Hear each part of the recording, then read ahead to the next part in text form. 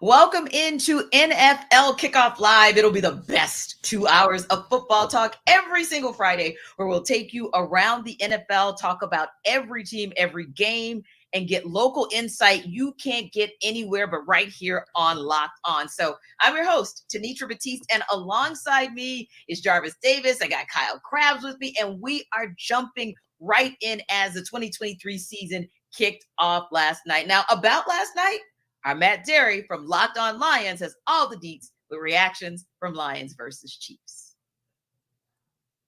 Week 1 win in Arrowhead on Thursday night. The Detroit Lions have at least fans thinking about restoring the Rory 21-20 thriller. And Jared Goff, Dan Campbell, they are saying we are here. Speaking of here, Matt Derry here with us now. And he is our host for Locked On Lions. Matt, how did Detroit go into Arrowhead, one of the toughest places in the league to play, and go win? Pete, I mean, it was what a wild game, certainly on Thursday night. The Lions were not just there to show up, not just there to get a little run on NBC and be the cute little story. They came in there and were very physical early. I thought the defense played pretty darn well, holding Patrick Mahomes to 20 points. Obviously, Kelsey was not there. The Kadarius Toney drops were a huge factor in this game. But at the end, Lions down 6. Really impressive drive. Defense gets a stop. Then they run it out with just physical play up front with their offensive line, shades of what happened in Green Bay last year in Week 18. I just got to bring that one up. You know it well. And they're 1-0. This was some kind of victory. No one is going to take the win away from them, right? It counts. It's in the standings. The hay is in the barn, all those cliches. But we know no Chris Jones, no Travis Kelce for this one. So if you're going to do the glass half empty take here, you could say, okay, well, the Chiefs didn't have their 2 best players. If you're the Lions, what's the counter to that?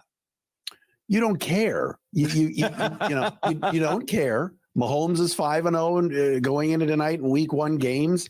A lot of things went against the Lions. I mean, Taylor, the right tackle for the Chiefs, Terry McCauley on NBC, the referee expert, the former referee, is saying he jumps off sides or he's false starting on every play, and he's lined up correctly, lined up as a slot receiver. Chris Collinsworth said at one point, like he just was not in a legal position the whole game.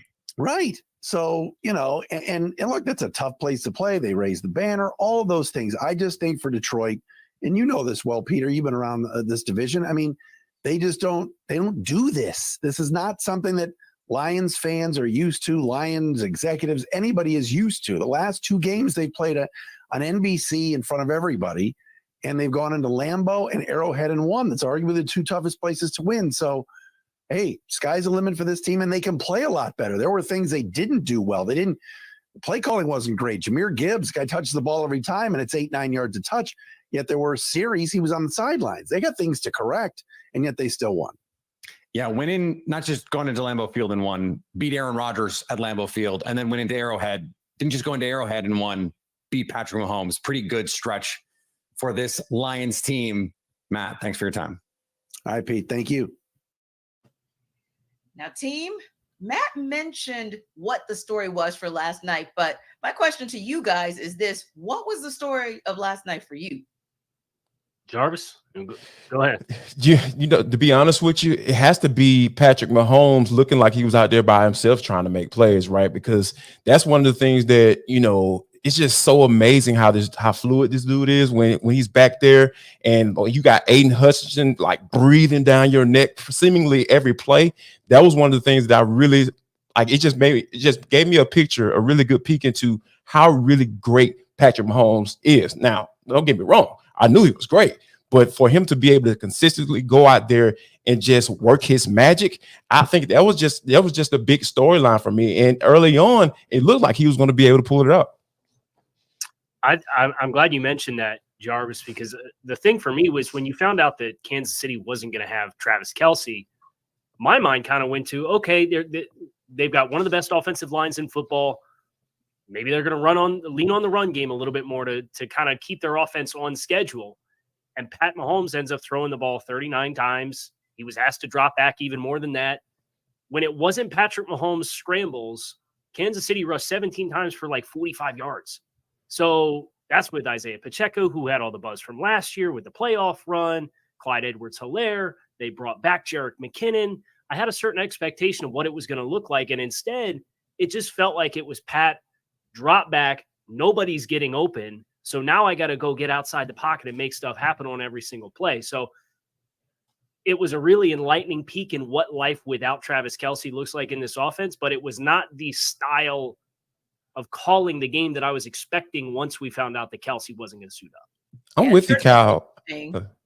I was just going to say that Isaiah Pacheco was in that game, but he was your leading receiver as opposed to actually having some type of impact on the ground. And let's not forget that not only was Travis Kelce absent, but Chris Jones' absence was definitely palpable in that game as well. Now, Kyle, one of the things I was thinking as well as we talk about this game and kind of looking at these two teams, what did you and JD, what did you guys learn more? Who'd you learn more about in that season opener? You learn more about the Lions or more about the Chiefs? Wow, I would have to probably go with, I feel like I learned more about the Lions because I was one of the guys like coming to the season, I really wasn't all that sold on it, you know what I mean? But when you look at what they were able to do in the NFL draft and get a guy like Jahmyr Gibbs, he just popped. When I'm talking about explosion, every time he got the rock, it was just like Matt Derry mentioned of Locked On Lions. He was just like 89 yards a pop every time he got the rock. And I'm like, okay, Ben Johnson, what are you doing? I need for you to get this man the ball. You drafted him in the first round for a reason. You don't draft a guy in the first round to have David Montgomery getting all these touches. Like, so I think that, you know, for me I really feel like I learned a lot more about the Lions. I'm more sold on the Lions. I'm not all the way sold. I'm more sold on the Lions because, you know, to even add to that, Jared Goff, when he had to throw the football down the field, because like going into halftime, I was just like, yeah, this offense, they need to be in more rhythm. It's more rhythmic offense. And it's not necessarily, hey, pushing the ball down the field. But when they had to towards the end of that game, you saw Jared Goff make those necessary throws to be able to do that. So, yeah, more so learning about the Lions than I did the Chiefs for sure. Well, and JD, Jared Goff didn't play in the preseason at all. And I think it showed in the first half, right? So kind of they had the one nice drive that was really ignited by the fake punt call inside their own 20-yard line, which is insanity. Props to them for calling it. I believe that was their seventh converted fake punt in the last two years plus this game. It's crazy, so, it's nice to see. I agree with JD. I learned more about Detroit because now there's expectation. The last couple of years has been a building team. We've heard about the messaging from Dan Campbell. Well, now you come out, you got expectations. You go to Arrowhead. You don't blink while they drop the banners, and you stick through what could have been a very dicey game script when it's 7-7. You have the turnover in the red zone. Kansas City goes down right before half and scores a touchdown, and they're getting the ball at half. You say, oh, here we go. This is how Kansas City gets teams every single week. Yep. They forced 2 short drives for Kansas City after coming out of halftime. And I think that was really impressive. So it was the buy-in from the team on the messaging and the identity of who Detroit wants to be, and seeing that they can live up to that, even without Chris Jones and Travis Kelce, I think was super impressive. And it kind of reinforced what JD was saying. I think this Detroit team has a lot to build off of here. Yeah, and that may actually be the 8 minutes that were the deciding factor in this game. Oftentimes we look at the 60, but really a lot of times it's the 2 to 4 minutes heading into halftime, the 2 to 4 minutes coming out of halftime that really dictates the game. And I kind of agree with you, Kyle. I think that's what we saw last night. Now, listen, we got a lot of games that are going to be some interesting, intriguing matchups because we have, first of all, so many games that have divisional matchups right out of the gate, right? So I'm going to ask you guys to get a little hot takey when you look across the season, and particularly when you look at this, how some of these teams are starting out, how some of these divisions are starting out. Give me a bold prediction. You can go week 1 or you can go this entire season, but give me one of your hot take bold predictions for this NFL season. I am going to go with Lamar Jackson is going to win the league MVP. Here's why. Because I really like what Todd Monken is as offensive coordinator, because we know back in 2019, got let go from the Cleveland Browns. He went down to Georgia, and we already know how that movie ended, right? They won back-to-back national championships, and he was able to get it done. And I think what did that for Todd Monken was he understood, hey, I know you want to sling the ball all around the yard. I get it. but you have to implement that run game. And what the Georgia Bulldogs were able to do, running at 12 personnel, 2 tight end sets, sounds kind of familiar, right? When you talk about Baltimore Ravens and how they want to run their offense. So I think that add on top of that, with the wide receiver depth that they have now, Rashad Bateman, Odell Beckham, Zay Flowers, I think this kid's going to be special this year. So when you have all of those factors coming in, I really feel like Mr. Lamar Jackson, Mr. Jackson, if you're nasty, he's going to be the MVP of the league this year. All right, so I got one for the guy with the Falcons jersey hanging on his wall behind him there. Bijan Robinson, NFL rushing king as a rookie. I think he leads the league in rushing yards. Yes. Bijan's a dude, right? So He's obviously special, your man. running back that gets drafted in the top 10, that's already special. But then you put the vision, the size, the physicality, the explosiveness, all of that into Arthur Smith's zone rushing offense with an offensive line that has had several seasons to really gel with everything moving as one. You know, you got these 5 units plus your tight ends and your other backs and your wide receivers that are blocking from the slot, and the impact of that getting these gaps. And then you have an instinctual runner with the vision and explosiveness of Bijan to be able to quickly process those gaps. I think he's a tailor-made player for this system, and I know that they've got Tyler Algier. I know that Cordero Patterson's going to have something to say about touching the ball every single week. I know Drake London's a really exciting player. I know Falcons fans are really hoping to see more of Kyle Pitts versus last year, but I just can't imagine the investment that was made in Bijan Robinson, his special talent in Arthur Smith's offense. I think he leads the league in rushing this year. Yeah, kind of similar to Jahmyr Gibbs, right? Hey, you draft a running back in the first round nowadays, you better use him. And, I'm going to make a bold prediction. Kyle, since you went the way of the Falcons with your bold prediction, I'm going to go the way of Miami with the bold prediction and say that I think you guys might be they might be some sleepers down there in South Beach. And we might just see you guys making a trip to the Midwest and maybe having some conversation once again about one Patrick Mahomes along with Tua Tagovailoa, but we shall see. Now, listen, there's a guy that a lot of people are looking at. Speaking of switching zip codes or area codes, if you will, he took his talents from the Midwest to the Northeast. We're going to talk about what's behind him, what's in front of him. But first, Jarvis, let's talk a little bit about Nutrafol. Guys, let me tell you about Nutrafol. You don't have to choose between better hair growth and your health. Nutrafol provides a whole body health approach for men that promotes healthier hair, no drugs, no compromises. You just get better hair. That's what you're going to get. Men thinking losing their hair is inevitable, right? I still got mine, thank God I still got my hair. But, if I get to a point where I start to lose it, guess what I'm going to? I'm going to Nutrafol, because you could take control of your hair's future with Nutrafol's science-backed hair growth supplement for men. So go to Nutrafol.com/men and take their hair health wellness quiz, right? Identify the causes of your thinning hair, and Nutrafol will give you a personalized plan for better hair health through whole body wellness. None of this generic stuff, right? They're going to get very specific and help you out. So they support your Nutri hair growth. And so take the first step to be visibly thicker, healthier hair. For a limited time, Nutrafol is offering our listeners $10 off your first month subscription and free shipping when you go to Nutrafol.com/men and enter the promo code LOCKEDON NFL. Now, I tell you, we don't quite know yet whether Aaron Rodgers will or won't need Nutrafol, because, hey, he has not had to deal with that New York media or that New York press at length yet, right? But of course, while he was in Green Bay, he was the darling, and he helped that rivalry between the Bears and the Packers be very, very one-sided. Now we're talking Jordan Love under center for the Pack, and there are higher expectations this year for Justin Field for all that the Bears put around him in the offseason. So you got to ask, will this rivalry be revived? Will Lauren Cox from our Locked On Bears show and Peter Bukowski from Locked On Packers break down their expectations for Bears Packers?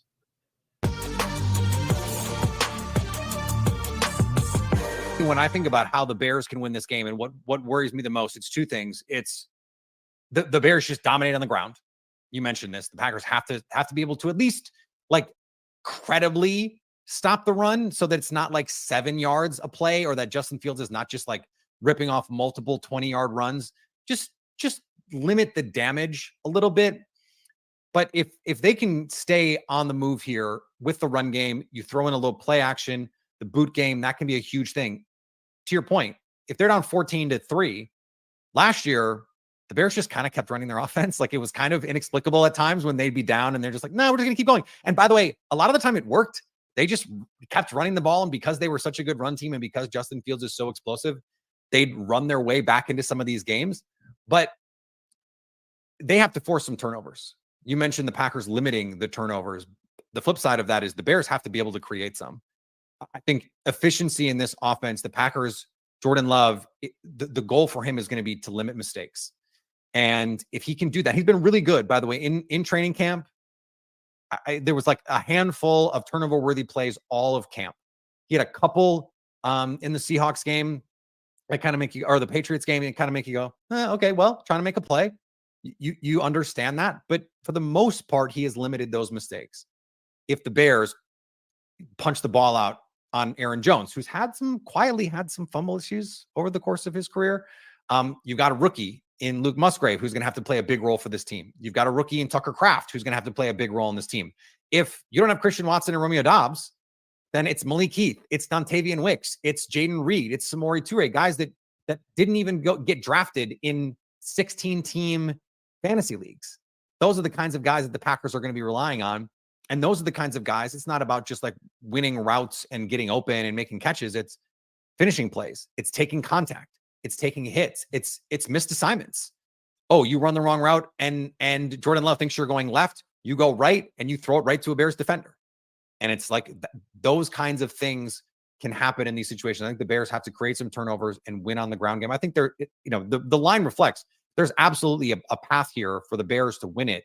But I think it requires the run game being dominant and the turnover luck kind of going the Bears' way a little bit here. So when you think about the final score, give me a prediction.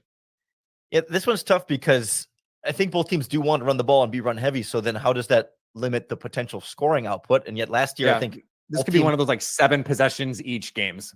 Yeah, but it'd be like last year, like both games had some decent scoring, despite both teams having some rushing success in those games too. So trying to hone that down has been a little bit of a challenge for me. But for me, Peter, we've done a lot of these crossovers over the years, and pretty rarely have I been able to come onto one of these crossovers and actually predict a Chicago Bears victory with any sort of like real confidence. I mean, most of the time it's like, yeah, how much are the Packers going to win by? But to me, I'm ready to say 24. I think week 1, 2019 is the only time I can remember you doing it. Yeah, that sounds maybe right. The second matchup in 2018.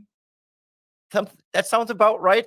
Back when there was still that Matt Nagy hope and optimism of things going so well with that defense being great. But yeah, I think their Bears are in a decent spot here to really make some waves. That's part of why I wore black on the podcast today, since we're mourning the Packers' reign over the NFC North, the end of an era here. And so I'm going to go 24-20 Bears over Packers, but I think this one will be really, really tight and not a lot of wiggle room in either direction. And I will remind us that last season the Bears had a first quarter lead in both Bears-Packers games and a fourth quarter lead in one of the games. So these teams weren't that far apart.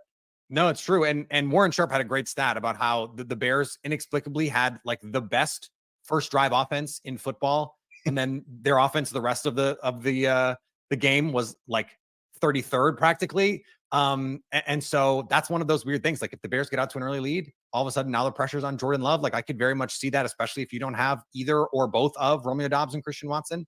That becomes problematic. I think talent-wise, I think top to bottom, this Packers defense is just so much more talented than Chicago's defense. And I believe in the infrastructure with Matt LaFleur and the offensive line and the run game. So at the key positions, because the quarterback is kind of this wild variable, and both of our audiences know I think Justin Fields was and has been pretty bad. I think the bar for Jordan Love to be better than him is pretty low. And then at the other premium positions, this is a thing I care about a lot. I think the Packers have pretty clear advantages at offensive line, at pass rush, and at corner, and then at coaching. So I'm going to take the Packers low scoring. Like I'd take the under 43, I think like 2017, that kind of, I wanted to say 2014, but then I don't know. It seems like a field goal game to me. So 2017, the Packers get this week 1 win, and we're talking about it on Monday.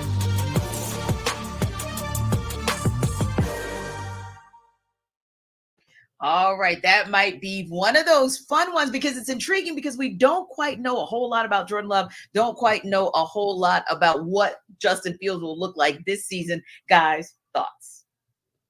I'll tell you what, you better have Christian Watson ready to go for this football game with his hamstring issue. And because Peter Bukowski laid it out.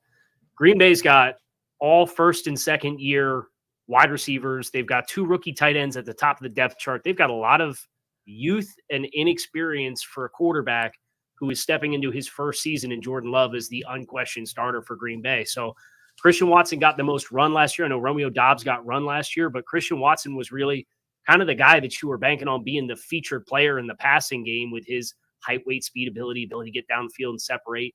So with Green Bay's ability to run the ball, I agree with a lot of what Peter said, but Christian Watson not being able to go, I think really changes the dynamics of their ability to test Chicago's defense in a 3-dimensional way. And I think that could potentially turn this game on its head if those other young guys aren't really ready to step up. I'm with you because here's the thing. You look at all that youth that they have on Green Bay's offense, but flip it over to the other side for the other offenses. You got Justin Fields, a guy who's basically has to prove that he that to this regime that he's the quarterback of the future. And when we even break it down even further than that, we look at Luke Getsy last year. They kind of figured out that, hey, Justin Fields is an athlete, so we can run the football with him. But first, he's been sacked 91 times in 2 years. So those are some of the things you have to be able to protect them. But if the Chicago Bears are able to protect Justin Fields, I really feel like this game can get a little loose, man. And now you have a deep threat in DJ Moore, who definitely we know can make plays, because anybody who can put up numbers for the Carolina Panthers, and given what they've had at quarterback for the past few years, that man deserves a trophy, to be honest with you. And I think that Justin Fields can absolutely get him the rock when need be. So I'm with you kind of too on this one too, Kyle, because that youth scares me on Green Bay's offense. We don't know what Jordan Love is, right? I can't even say I'm not sold on him because we don't know what he is. He's played 10 games in the past 2 years. So we can't really make a judgment off of that. But I think that what we've seen from Justin Fields, we know he can be dynamic. We know he can make plays. And now you get him some wide receiver threats. And now you got an improved offensive line. And I think that right now, I'm looking at this game as okay, if Green Bay don't do what they need to do as far as getting to Justin Fields, this game could get out of hand. And if I may piggyback off of that with what you said with Luke Getsy and how they were one of the most creative scheme offenses last year with what they turned into with unleashing what Justin Fields did well. Indeed. I don't know that you're necessarily going to have the offensive line performance, even amidst the investments. And Darnell Wright is a first-round pick, making his first career start. You got Tevin Jenkins, who was probably your best offensive lineman last year, that's now on IR with a leg injury. Mm-hmm. You got guys like DJ Moore, who we saw in the first play of the preseason. It was a perimeter screen pass that he took to the house, right? So if you can take a lot of those quarterback schemed run dynamics that they used last year, and why they were so good in the run game is because so much of it was quarterback centric. You get an extra blocker and hat in the run game to be able to help pick up and really block to wherever you want to try to attack. And you can option off of that. So you block one less guy too. So it really changes the math when you play Chicago in the run game. If you can now start to get, even if it's just quick game, perimeter screens, really build out that element, because Justin's always going to be one of those guys like Russell Wilson was, like Deshaun Watson has been. They like to at times invite pressure to try to make big plays happen and make things happen down the field.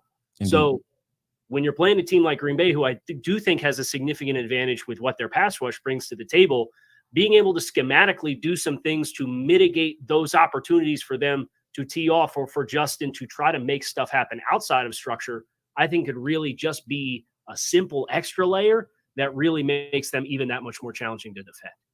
Now, as I listen to you guys talking about some of the youth on both the Packers team as well as on the Bears roster, it actually got me to thinking about a couple things. And we're talking a whole heck of a lot about, and decidedly and understandably so, because Jordan loves the ticket, Justin Fields is the ticket. But how about those defenses? And particularly when you look at players like, and we know him so well, Kyle, having covered Devondre Campbell during his days here with the Falcons. Now, of course, having a pretty solid career there with the Packers as well.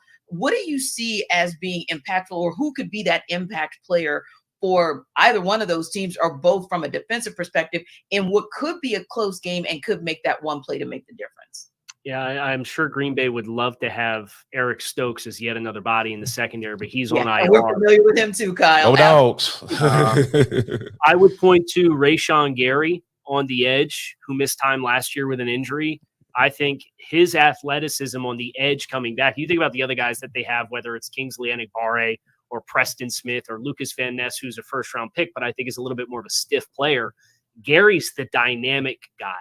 So if you're going to be able to mirror Fields on the edge with somebody to help contain the quarterback run game and some of the option work that they do, I think some of that falls on Rashawn Gary to really be a difference maker in this football game.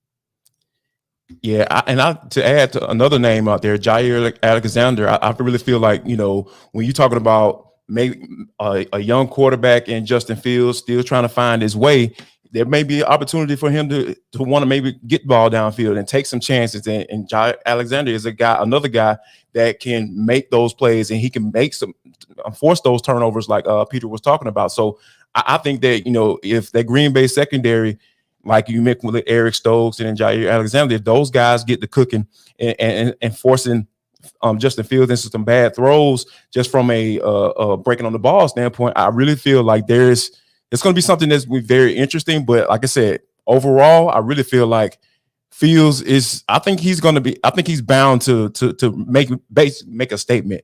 He's going to prove that he's probably the better quarterback on that field once they take the field. And it's interesting because I'm thinking, of course, about our executive producer. And, anytime we have a mention of like the Dogs, that's always kind of fodder for us. So I was thinking, well, Quay Walker might have something to say about how this game is dictated as well with that linebacker core, because he had a pretty good rookie season himself. And so really would be interested to see what he's able to do as well for that Packers defense. Now, I'm going to ask you guys as well, because of course our Locked On commentators talked about this too. Where are you guys going as far as pick for this game? Who do you see, especially if it's a close game like they talked about, who do you see pulling away with the W in week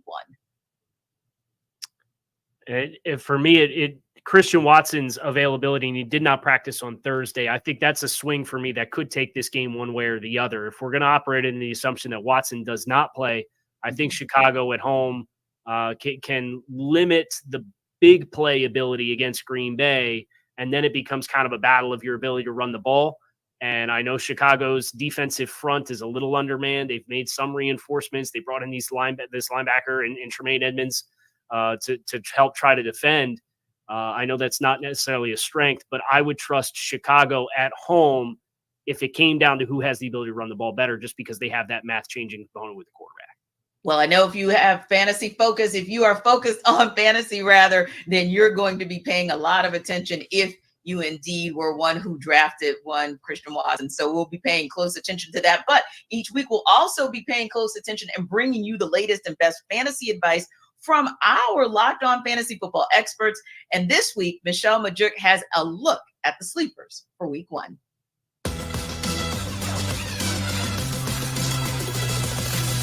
Week one for fantasy football can be a wild ride. There's always guys who come out in week one and outperform the expectations way more than we thought they were going to throughout the offseason. So I have 5 sleepers that I'm really high on in week one for fantasy football. To start, it's running back Raheem Mostert for the Miami Dolphins. He's going up against the Chargers. Raheem Mostert is pretty much the only healthy running back left in this Dolphins backfield. And when he's been given the workload with the Dolphins, he's had very solid fantasy games. So last year, at 5 games with more than 15 touches, averaged 18 fantasy points per game in those games. And the Chargers were a very bad rush defense. At least they were last year, allowed the second most rushing yards to running backs last season. So I'm really happy to start Raheem Mostert in fantasy football this week. And then another 2 running backs I have as sleepers this week. They are playing in the same game. I got the Bears running back Khalil Herbert going up against the Packers, and then Packers running back A.J. Dillon going up against the Chicago Bears. So starting off here with Khalil Herbert, he's only had 3 career starts. Very small sample size, right? But he's averaged 16.2 fantasy points per game in those 3 starts. And the Packers were a bad rush defense last year. They allowed the 5th most yards per carry and 9th most fantasy points per game to the running back position last year. And then for A.J. Dillon going up against the Bears, we know the Bears stink on defense, right? Maybe they'll get a little bit better, but last year they allowed the second most fantasy points to the running back position. And Dillon ended the 2022 season on a high note. He scored 6 touchdowns over the last 6 games of the year, and he has a chance to start super hot in this matchup as well. A.J. Dillon and his teammate Aaron Jones combined for 72 touches, 406 yards, and 3 touchdowns over their 2 games against the Bears. And Dillon put up over 20 fantasy points the last time he played the Bears in week 13. I think both A.J. Dillon and Aaron Jones are great starts this week. And then to end my sleeper list here, it's a duo. I have a quarterback, Sam Howell, with his wide receiver, Jahan Dotson. These are the second-year players for the Commanders who I just think are going to have awesome breakout seasons. But then they get the best matchup of the week against the Cardinals, who were already incredibly bad last year at stopping the pass, allowed the highest opponent completion percentage in the league and the second most passing touchdowns last season. And they're only expected to be worse. They lost 7 starters from last year and did very little to replace them. So I just think Jahan Dotson and Sam Howell are going to come out, show that strong connection they've been showing all summer long, and have a great game. And we saw Jahan Dotson at the end of his rookie year just end his season on a really strong note. He led the Commanders in targets and receptions and receiving yards over the final 4 games of the season. I'm super excited to see what this duo can do this year. Jahan Dotson, I consider a must start in week 1. And then Sam Howell is a viable quarterback if you're looking for someone with high upside to start the year.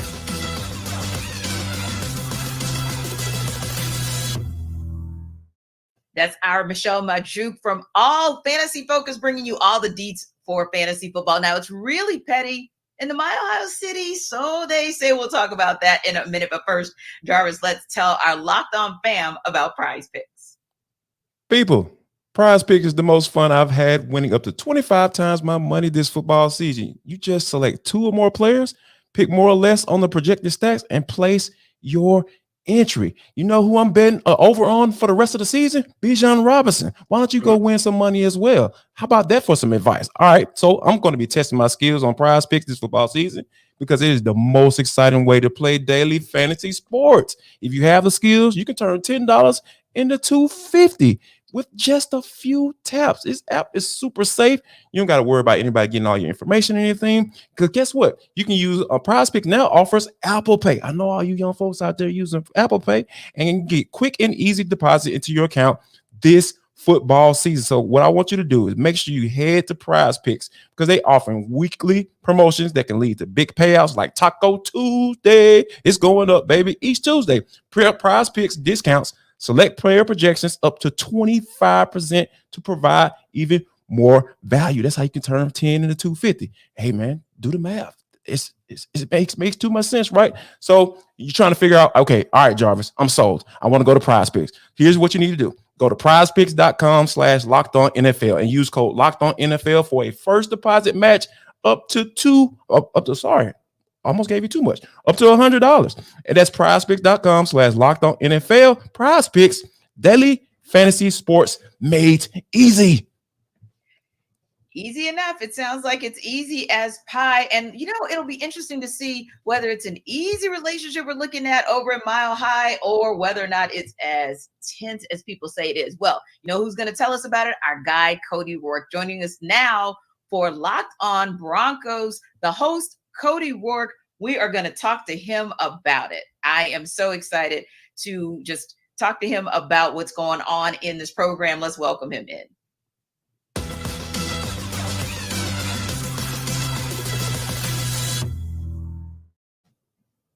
All right, Cody, we're not going to even mince words here. We're going to get straight to it. What is up? The real deal with Sean Payton and Russell Wilson?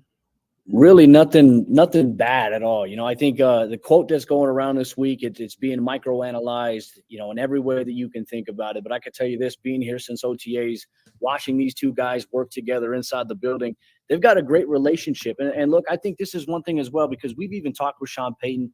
Russ has even talked to us about it, that he's wanted to be coached hard by Sean Payton. He was texting him, right after Nathaniel Hackett saying, hey, come to Denver. Russ wants to turn things around, and obviously he believes that Sean Payton is the right guy that can do it. And these guys, they have a great relationship with one another. It's very collaborative. You see it every single day out here. So I always try to tell the people that, they're looking at, you see the national media talking heads saying, oh, is there trouble in Denver? No, there's not. Things are really good right now. And hey, if Denver could get a win on Sunday, things are going to be even better. Indeed. And it's so interesting. I'm sure, Cody, with you being right there at Broncos facility, and like you said, being there through the offseason and through training camp, you've really had an eye on what that relationship has evolved into or developed into. So what have you seen that you think is going to be maybe most impactful so far in what we can potentially see have an impact on week one? Well, I think a lot of it is the Broncos' identity on offense is going to be designed to run the football. You got Javonte Williams coming back and has looked good after tearing his ACL last year. You bring in Samaje Perine from the Bengals in the offseason, and you have an undrafted rookie free agent in Jaleel McLaughlin, who was the NCAA's all-time leading rusher. I mean, you have some dynamic backs there, but also Denver has 4 tight ends. They've got Adam Troutman, who's played for Sean Payton before in New Orleans, Greg Dulcich, who a lot of people have big expectations for. He's not just an inline guy. He can be flexed out into the slot. He can be an outside receiver for you as well. So it's really going to be, hey, can you run the football effectively well enough, especially with the newly revamped offensive line? Ben Powers coming over from the Baltimore Ravens. He's their left guard there. Mike McGlinchey coming over from San Francisco as their right tackle. And then you have Quinn Miners and Lloyd Cushenberry at center and right guard there, with Bowles returning at the left tackle spot here. So it's going to be, hey, let's run the football, and then let's open Wilson going. And we saw a little bit of it. QB runs there for Russ, who's very fast and in a way that we used to see him run in Seattle. And hopefully the running is by design and not necessarily by default of protection breaking down for him. Yeah, because you hate to see Russell Wilson running for his life as opposed to running for a first down. And I love what you said, Cody, about the fact that maybe the most interesting or maybe the most impactful thing we're going to see in week one in that Russell Wilson-Sean Payton relationship is the possibilities and probabilities of how that run game is going to actually support and complement for what Russell Wilson is able to do. That's the key there too. And look, I think for Denver, that was something they did not have last year. The offensive line was inconsistent. They were dealing with so many offensive line injuries. You lose Javonte week 4, and Melvin Gordon was on the team last year, and he just struggled with protecting the football and kept coughing it up. And so they never really had an identity. They never had the ability to run the ball effectively well last year. So, hey, Russ was dropping back and throwing the ball more than we've seen him throw in recent memory. So, yeah, the design is, hey, you've got a healthy combination of running backs that can get involved in this scheme here that Payton has. But we are going to see some things that Russell Wilson did in Seattle. That's one thing that Sean Payton talked about. It's not about fixing Russell Wilson. It's about finding him. It's about being able to do the things, as Sean Payton always tells us, playing his best hits. So we'll see if that's the case here. Cody, wanted to ask you about the 2 big investments on the offensive line that you mentioned with both Ben Powers and Garrett Bowles. And how have those guys looked? Because I know from a market perspective, when those guys hit free agency and they got the deals that they did, McGlinchey, his reputation at the end of San Francisco kind of tailed off a little bit. And then Ben Powers, obviously, at a guard position, getting an average of over $13 million, really significant financial investments. How have they looked thus far in the preseason and training camp as far as living up to kind of the heavy billing that they have to come in here and be meaningful players? I think they're upgrades for whatever Denver had last year. I mean, last year they had Billy Turner at right tackle. He was a turnstile there. And then at left guard, they had Dalton Reisner, who just was very inconsistent up and down. Ben Powers, I think he had a couple of moments in that first preseason game against the Arizona Cardinals where he struggled a little bit, but then we saw him the next week against the 49ers play a little bit better there. And I think that's going to take some time to gel there. Obviously, new offensive line coach Zach Strief coming over from the New Orleans Saints after being an assistant coach there last year. And then obviously with Mike McGlinchey, right before one of the crucial points, he had suffered a knee sprain there, and he was out for 13 days, was able to come back right before joint training camp practices against the LA Rams. And he looked pretty good in that regard there. They got a lot of high quality reps. He was burying dudes in the run game. And look, I think with the big test coming up this week against the Raiders, obviously Max Crosby, we know Chandler Jones is not going to play in this game, but Max Crosby has 11.5 sacks against Denver in the last 7 games that they've played. He's been a boogeyman for them on the defensive side of the ball. So it's not necessarily putting him in a one-on-one situation. It's, hey, let's add tight end Chris Manhurt, 6'5" frame, athletic body type. Let's bring some extra help there just to protect and mitigate him from being able to ruin what you have on the game plan there. I think that the offensive line will be much more improved, Kyle, than what we have seen in the past couple of years here. Cody, one of the things I want to kind of go over to the defensive side of the football, because we know how hot Ejiro Evero was as far as from a head coaching candidate. How are they going to deal with the loss of him? Well, for Ejiro Evero, like I said, he was very loved by the players last year here in Denver. And obviously, he just wanted a new start to go elsewhere. Things didn't go necessarily well with his good friend Nathaniel Hackett here in Denver. So he went over to Carolina. I think he's going to be a great addition for them. But really, Vance Joseph coming over, they've preserved the scheme that Ejiro Evero took and ran with, because really, Ejiro Evero was a first-year DC last year. He just took Vic Fangio's scheme and what the players are doing well, and he brought that forth and said, hey, let's keep it the same here. It's been good. Let's not change it up. Vance Joseph has done the same thing. It's the same exact defensive scheme as last year. A few new wrinkles here and there, but I think we're going to see a lot of the same here for Denver, to be honest with you, on the defensive side of the ball. And Cody, to wrap us up, Broncos, Raiders, Sunday afternoon game to start off week 1 of the season. Give us a prediction. Well, this is very interesting week 1. You want to see everything culminate towards, what you've been doing in training camp in the preseason. I think Denver's had a very disciplined, I think they've had a very hard and grueling training camp, which a lot of players have told me they needed that after what they went through last year. And I just think there's too much momentum right now. When we look at where Denver's at historically, I think they're the one franchise right now, I think since 1970, that has the most wins on week 1. I think they're at the top of the list there. It's going to be a jam-packed crowd. And look, they haven't beaten the Raiders in 6 straight games, but I think that there's going to be a little bit of a different vibe here with Sean Payton. I'm going to take Denver over Vegas in this game here. I think it's going to be a close-knit game down to the fourth quarter. And look, obviously Patrick Surtain versus Devontae Adams, that right there, that is must-see TV. Indeed. Well, listen, we appreciate you stopping by. I know I'll be watching Sunday. I'm sure these guys will be watching Sunday. And like you said, Sean Payton always has his guys ready. Appreciate your time. That's Cody Rourke, our host with Locked On Broncos.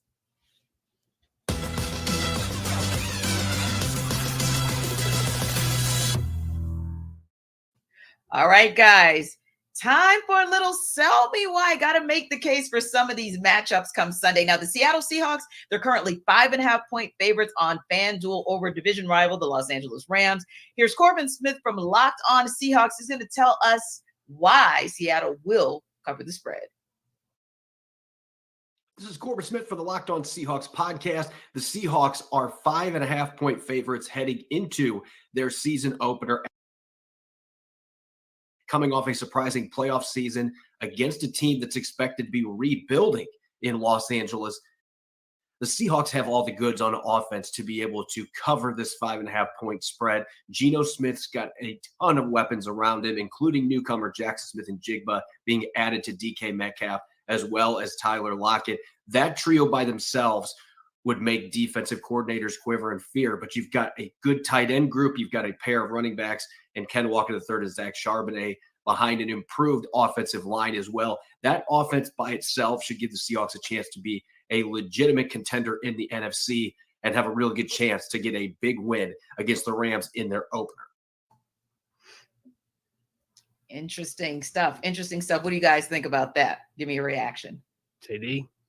You know what? To be honest with you, if Seattle doesn't win this game, I really question a lot of things about what Pete Carroll is doing over there, because when you think about what the Rams are and where they are as an organization, it is totally clear that they are in rebuild mode. And to be honest with you, they probably wouldn't even care if they lost every game this year, because hey, who wouldn't want to get Caleb Williams to come across the street to be the number 1 overall pick to put on that blue and yellow. So I think that, overall, I think Corbin makes some really great points as far as being able to run the football. We know what Geno Smith did. He was an MVP candidate for a spell last year. So for him to not only he doesn't have to play like he did last year, but if he can kind of bring a portion of the way he played last year and pair that with their running game that they have, that Pete Carroll has always been a fan of, except for when they were in the Super Bowl.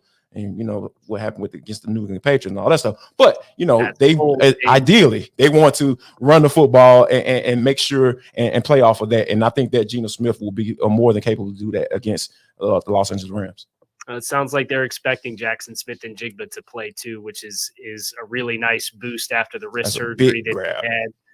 Rams, I just don't think they have enough on defense. Sean McVay, that system, and now you don't have Cooper Kupp too. I mean, you just look beyond Aaron Donald on defense, and it's a bunch of late round draft picks, UDFAs. Some of them have shown some talent, but I really struggle with seeing the Rams, especially early with all of this youth, having enough stopping power to keep this within the 5.5. Yeah, it'll be interesting to kind of see what this matchup is, because it does seem like these are two teams going in totally opposite directions. Now, the Cincinnati Bengals paid Joe Burrow, so now it's time for Joe Cool to get you paid. The Bengals are currently 1.5-point favorites over the Cleveland Browns in Cleveland. Can Joe Cool get it done? Yes, absolutely. Joe is such an amazing quarterback. He's the guy. He's that guy, right? That's why I'm so glad that the Cincinnati Bengals, cheap behind, they went on ahead and paid him and got the money that he absolutely deserves, because when we know that if Joe is not out there, this offense doesn't go. And I think that Zach Taylor has done a really good job as far as proving some doubters wrong, and for him to be able to get this team where they are right now. They're in the conversations for going to the AFC Championship to face Kansas City, because that's what Kansas City does. They go to the AFC Championship every year. That's kind of how it rolls. So I think this year and what Joe Cool is going to be able to do, now that he's got his money, he doesn't have any worries. I think this game is going to be more, definitely is going to be what Joe Burrow, what we expect him to be, because that wide receiver group that they have with T. Higgins and Jamar Chase, that is just unfair. So, yeah, I think they're going to unleash those guys for sure. What's really interesting, and it gives me pause, you want to give Cincinnati every benefit of the doubt, but Cleveland is 8-2 against Cincinnati in their last 10 games that they've played against them straight up. And Cincinnati hasn't scored 24 points in a game against Cleveland since 2020. So they have not had a lot of offensive success. And then you add in Joe Burrow with the calf strain, not participating all throughout the course of the preseason. So I do think there is some storylines here that muddy the water a little bit. I would be inclined to give Cincinnati the benefit of the doubt just because of the team success that they've had, but not for nothing. That Cleveland defensive front got a lot better with adding Zadarius Smith and adding Shelby Harris and adding Dalvin Tomlinson. Like that their primary weakness last year was greatly overhauled. I think this is one of the best games of the week. Kyle, I just want to add a little real quick, T. Kyle, I feel the same way about Deshaun Watson, right? Because he looked awful last year when he coming back into the league, for being out for almost a little bit more over 2 years, dealing with the whole, off the field stuff. So I think that I have pause when in Deshaun Watson and what his capabilities are. And, it's going to be very interesting to see how he plays this year, because that is a lot of, you talking about a fully guaranteed contract. We haven't seen that yet. And we know that NFL teams are saying, no, we're not doing that. So Deshaun Watson is definitely an aberration. So I think right now, given how Deshaun Watson has played, I'm really intrigued to see how he plays this year, because there's a lot on the line for sure, personally and for this team as well. Well, it's fly, Eagles fly, because there's a whole lot of intrigue in Philly as they open the year as a 3.5-point favorite on FanDuel over the New England Patriots. And Louis DiBiase of Locked On Eagles is here to sell us why the Eagles will cover. The Philadelphia Eagles will cover a 4.5-point spread this Sunday against the New England Patriots in their 2023 season opener. Quite frankly, simply put, because they have all the advantages on the field. I'm Louis DiBiase, host of the Locked On Eagles podcast. The New England Patriots, they're a very well-coached football team, maybe by the greatest head coach in NFL history in Bill Belichick, one of the greatest defensive minds of all time. Going to give Jalen Hurts and this high-octane, talented offense a run for their money. But when it comes to anything outside of scheme and coaching, when it comes to the on-field personnel, talent on offense and defense, the Eagles have every advantage over New England, even on the road in a season opener when a lot of times week one can be weird in the NFL. When it comes to the personnel, there really is not a mismatch in favor of New England. Where they have star power, it's on the defensive line. Matthew Judon and Joshua Uche, who had a breakout 2022 season. But who do they got to go up against? Lane Johnson and Jordan Mailata. Yeah. The only thing I think New England's got going for them is they got the Tom Brady halftime celebration of career thing going for them. So I guess that's the silver lining here. But it just came out. Jack Jones, the corner, who is a second-year player, really promising, has a hamstring injury. He's going to miss time. Devontae Parker's been questionable with his availability in practice this week. You got a new offensive coordinator in Bill O'Brien. Now, granted, Philadelphia has both coordinators got plucked for head coaching jobs, so that change will exist as well. But I generally agree that Philadelphia just has a stark talent advantage. And the things that New England does well, Philadelphia should be able to counter. And then New England's coming into this game potentially without a couple of good guys. Starting right tackle Riley Reef just went on IR this past week as well. So I'd take Philly covering. Yes, I want to see Jalen Carter play. I want to see the best player, talented player, the most talented player in this NFL draft in 2023. I want to see him get on the field because, yeah, like that's kind of where I roll. I'm a former defensive lineman, Kyle, so that's kind of where I roll. Like I'm always going to be catered to those guys, and I'm looking to see what Mr. Carter can do once he touches the field. Now, last but not least, the AFC South kicks off with the Jacksonville Jaguars traveling up to Indy to take on the Colts. Jags are currently a 4.5-point favorite on FanDuel in that game. Here's Tony Wiggins of Locked On Jaguars to sell us on why you should take the Jags to cover the spread. I'm Tony Wiggins with Locked On Jaguars. I think the Jaguars will beat the Colts by more than the 4.5-point spread. And the reason why is they lost that game in Indy last year. And for a team that had to battle its way into the playoff with a Week 17 victory over the Tennessee Titans, I don't think the Jaguars want to be in that position again.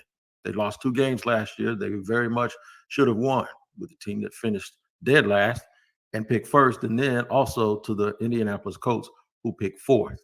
You can't be a playoff team losing to teams picking in the top 4. You definitely can't do it by losing both of those games. Therefore, I think Doug Peterson's strategy to throw, to score, and run to win will take full effect this Sunday, and I believe the Jaguars will win by at least 2 touchdowns.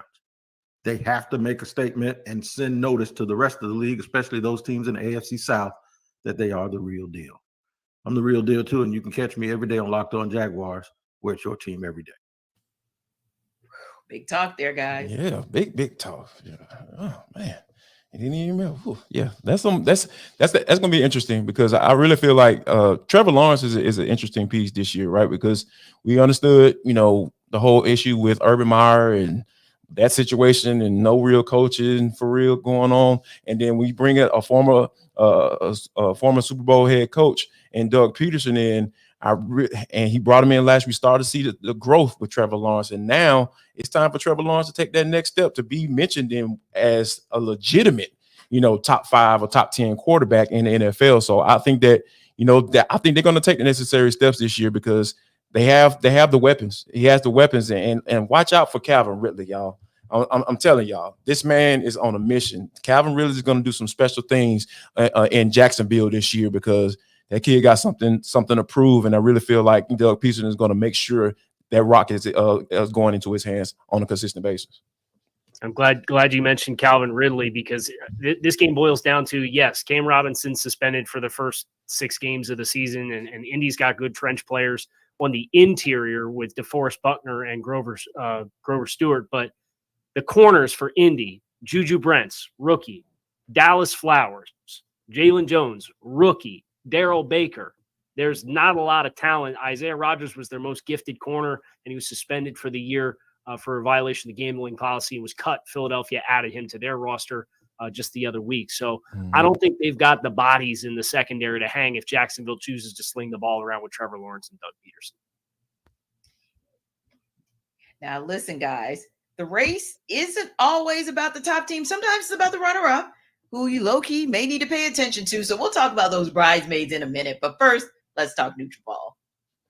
Yes, Nutrafol. Where have y'all been? Y'all ever heard about Nutrafol? I'm about to tell you. Guess what? You don't have to choose between better hair growth and your health. Nutrafol provides a whole body health approach for men that promotes healthier hair. You know why? When you have healthy hair, you can appeal to the opposite sex or however you get down because they are absolutely no drugs, no compromises, just better hair. That's it. It's pretty simple, folks. Men think losing their hair is inevitable, and take control of your hair's future with Nutrafol's science-backed hair growth supplement for men. Because guess what, guys? I still got my hair. I'm so thankful for that. And if you are on the verge of thinning hair, I need you to go to Nutrafol.com/men. And guess what? You can go when you go there. You can take the health wellness quiz, identify causes of your thinning hair, and Nutrafol will give you a personalized plan for better health through whole body wellness. So here's what I want you to do, guys. I know you're sold at this point because guess what? Like, I'm not gonna be up here lying and stuff about products. Nutrafol is where you need to go. Take the first step by visibly thicker, healthier hair. For a limited time, Nutrafol is offering our listeners $10 off your first month subscription and free shipping when you go to Nutrafol.com/men and enter the promo code LockedOnNFL. That's Nutrafol.com/men and enter the promo code LockedOnNFL. You gotta love it. There are some things that just send all of us. So I see you, Cal. I see you, Cal. Man, it's looking good over there, my brother. You gotta absolutely love it. And you gotta love us, guys. We love you for coming back for hour number 2 of NFL Kickoff Live, where you'll get the best football talk every single Friday. We'll take you around the league. We're going to talk about every single team, every single game, and we're going to get you breaking news right here at Locked On, just like we found out moments ago that Christian Watson has officially been ruled out for that Packers game against the Bears. Just like Kyle, you mentioned earlier that could indeed be a huge factor in that game. So again, Christian Watson officially ruled out. I'm your host, Tanitra Batiste, and alongside me is our analyst / comedian, Jarvis Davis, and alongside us is the prognosticator, Kyle Krabs. We welcome you guys back into the show to give you all the NFL tea. Now, during Locked On NFL's preview series, our NFC East hosts, they got a little heated over who the second best team, otherwise known as a bridesmaid, is in that division. So are the Cowboys being disrespected? Well, Sunday Night Football should be a great way to kick off the season between the Giants and Cowboys and answer some of our questions. But Marcus Mosher from Locked On Cowboys and Patricia Traina of Locked On Giants, they're going to break it all down.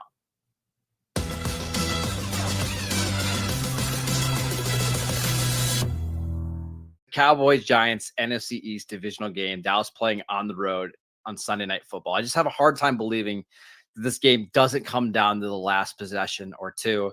I mentioned out top how I'm a little worried about the clunkiness of the offense for the Cowboys. I'm a little bit worried about the offensive line.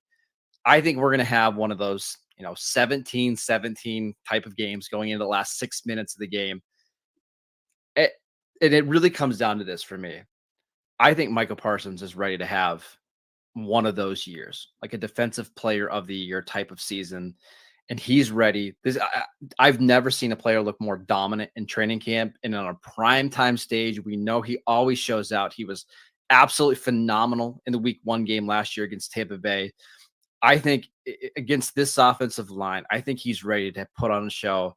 I'm going to say that Parsons has 2 sacks, a couple game-changing plays, and the Cowboys win 20-17 in a really ugly, low-scoring game. Yeah, I'm with you. I think this is going to be a tight game. The last 2 games, if I'm not mistaken, the Cowboys have won by 8 points or less. Mm-hmm. So that was last year when the Giants really didn't have, household receivers, early on. They were still trying to figure out their offense a little bit. Daniel Jones, was he going to be good? Was Saquon going to be Saquon again? The defense played without Kayvon Thibodeau, who was dealing with a knee injury. There were a lot of question marks for the Giants, but yet they still managed, like I said, in the 2 games they played, it was 8 points or less last year against the Cowboys. This year, I think the Giants, first off, they're healthy. That's a big, plus. This time last year, there were guys that just, like I said, Thibodeau wasn't able to play. You had question marks about Saquon and how good he was going to be. You don't have question marks regarding the team's health. I mean, maybe a couple here and there, but nothing major. The offense has looked more explosive, but you take that with a grain of salt a little bit, because it's like your team's offense going against your team's defense, and it's always like, sure, okay, which is better? Who screwed up and who didn't. That all being said, I think the Giants are going to, I think they averaged under 25 points last year. I think they're going to top that this year. I feel pretty good about their ability to score points. Darren Waller, as you said, is probably going to be a nightmare to cover. So I think he's going to have a big game.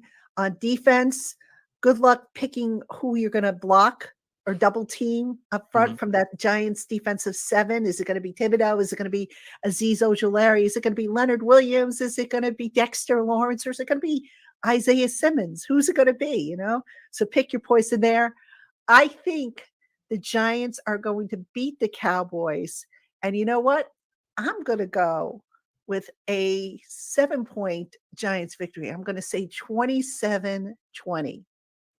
Interesting. It wouldn't shock me. Week 1 games tend to be a little bit random, right? I think most people would project. I mean, we can see by FanDuel's win totals, the Cowboys have higher odds of winning the division, higher win total. But Week 1 games are weird, especially division games. And being this is a Sunday night game in New York, the Giants did play some of their starters in the preseason and frankly looked really good doing so. I think Brian Daboll's a really good coach. It wouldn't shock me at all.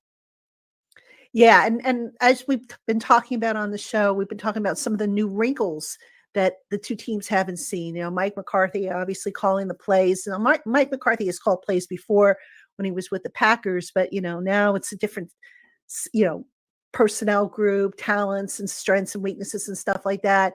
The question marks in the trenches are the Giants. Will the Giants offensive line hold up? That to me is the biggest X factor, I think, at this point.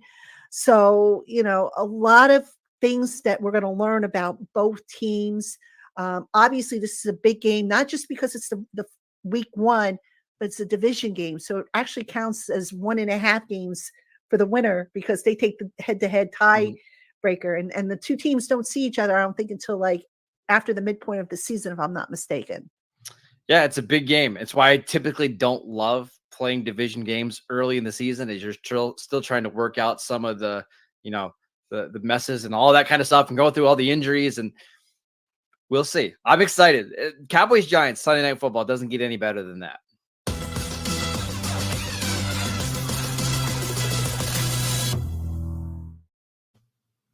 Well, that's interesting because it depends on who you talk to as to whether or not it doesn't get any better than that for Sunday Night Football. But here's what I thought, guys.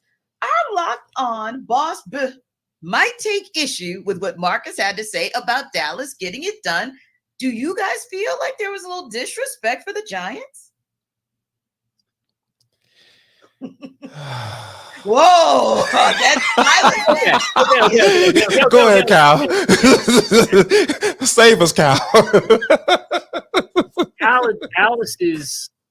Dallas is really good. And I think the Giants coming into this year, with year 1 being a year in which, if we're honest, they kind of overachieved versus the talent that was on the roster. And I think they did a good job infusing new talent into what they had and have a chance to really build off that. And I love that they brought back Daniel Jones with the momentum that he had with Brian Daboll and Saquon Barkley coming back and getting Darren Waller. I just think that Dan Quinn defense that the Dallas Cowboys have, they got the ability to really fly around, create chaos. I've still got questions with the Giants offensive line. As far as now rookie John Michael Schmidt starting at center. Evan Neal was the top 10 pick last year at right tackle, who was abysmally bad last year. So, what does that look like? And until I see that component significantly improved and it gel, I would be inclined to lean into a team that has Micah Parsons rushing the passer on the other side. So that's just where I'm at with it. But I do think the Giants did a really nice job this offseason of getting more talent on the roster to build upon what they did last year. Yeah, I'm with you. I can't go Giants, because for the reasons that you mentioned, because very familiar with Dan Quinn in his era down at as the head coach for the Atlanta Falcons, when a lot of people act like they forgot that the man knows how to coach defense. So when he took over as the defense coordinator for the Cowboys, I heard skeptics. I was like, "What are y'all doing?" Dallas actually has talent, and when he is given talent to work with on the defensive side of the football, I really feel like he can do some work, and that's exactly what he's been doing since he stepped into the Dallas to be defense coordinator for the Cowboys. So it's funny that we're talking about them going up against the Giants, because immediately when I heard Michael Parsons' name, or when I think about Michael Parsons, he's a game changer, right? That's the first thing that comes to my mind. And then the next thing I was like, oh, they're playing against the Giants. What guy used to be a game changer for the New York Giants back in the day? Lawrence Taylor. Yes, that dude. I said that. I put those two names in the same conversation, right? I put those two names in the same sentence. Yeah, I might be losing my mind right now. But when you think about what Michael Parsons is able to do from any position, line them up over the guard, you can line them up over the tackle, you can stand them up and have them playing the off-ball linebackers. The guy just is so talented, and Quinn moves him all over the place. So when you see number 11 on that field, you have to be able to account for him. I know a lot of times when quarterbacks come to the line of scrimmage, they acknowledge the Mike lineman, or 55 is the Mike, 75 or 43 is the Mike. Nah, you need to say, hey, 11 is over here. 11 is right here. He's lined up at corner. He's lined at off-ball linebacker. He's sitting at safety right now. So you need to be able to know where he is. And Lawrence Taylor was the exact same way. Everybody better know what 56 is before that ball snaps. So for those reasons, I really feel like the Cowboys are going to win this game, and it might be more easier than we thought it would be. Well, that should make it interesting. But honestly, guys, real talk, does it even matter who wins week one? Because that division is already spoken for. But hey, let's talk about some of the other divisions in and around the NFL. A healthy Joe Burrow, an uncertain NFC North, not an uncertain NFC East, however. Expectations for Lamar Jackson week one just holds a ton of weight for so many teams. So we go game to game as our Locked On NFL hosts break down the keys for their teams.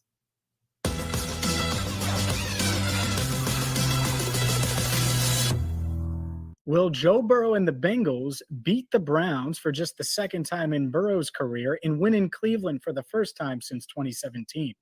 Hi again, everyone. I'm James Rapien from the Locked On Bengals podcast.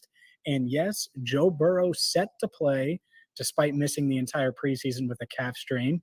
He's practiced all week long, returned to practice last week, and I expect Burrow to look like Joe Burrow on Sunday in Cleveland. And with this remade offensive line, I think it's pretty simple. Can this Bengals offensive front contain a remade Cleveland Browns defensive line that includes Zadarius Smith, obviously has Myles Garrett? They bolstered the interior of their defensive line as well. You have Jim Schwartz, a new defensive coordinator. This game is about protecting Burrow, adjusting to some wrinkles that Schwartz could throw at the Bengals offense. And if they do that, I think they get out of Cleveland with a victory. For more on the Bengals, make sure you check out the Locked On Bengals podcast on the Locked On Podcast Network. I am James Jericho here from the Locked On Bucs podcast, talking about the Buccaneers' upcoming week one matchup against the Minnesota Vikings. While the Vikings are at home and favored by 5.5 points, the Buccaneers have the kind of roster that can go into Minneapolis and get the upset as long as they take care of the football. Baker Mayfield is out to prove that he's still a starting caliber quarterback in the league, and he'll be off to a great start if he doesn't turn the ball over. Same can be said for new RB1 Rachaad White, who is going to be relied upon heavily by offensive coordinator Dave Canales in the offense that he's brought over from the Seattle Seahawks.